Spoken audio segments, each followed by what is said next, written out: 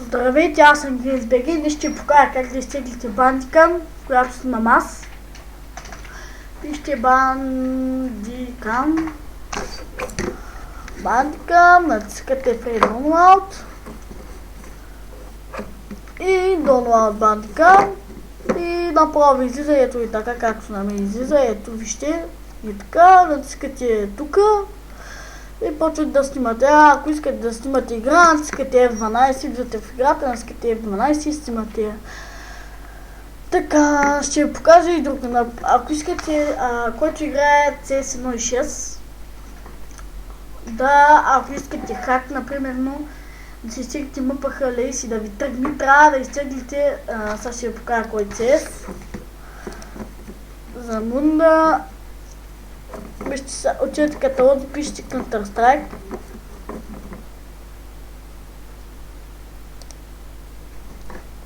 Каталози пишете Counter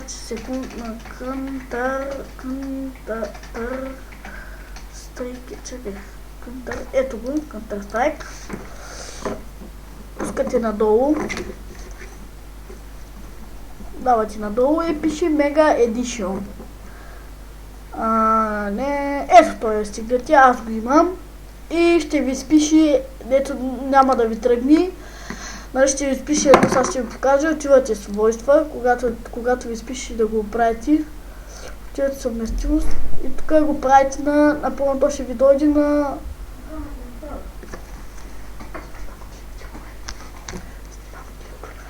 то ще ви дойде или така и така, вижте сега, ако ще ви изпише, че няма да ви тръгне.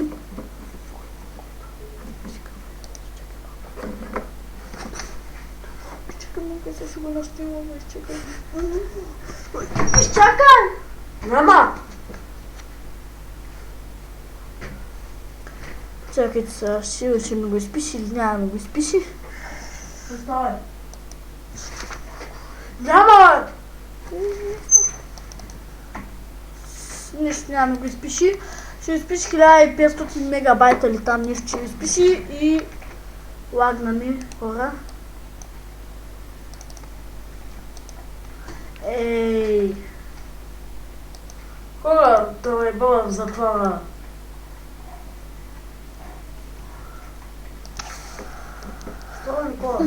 Ще пуснете свойства и тук ще напишете ето и то ще дойде така, ще го направят на Windows 7, ще натисне OK, тогава ще го пуснете и така ще ви тръгне.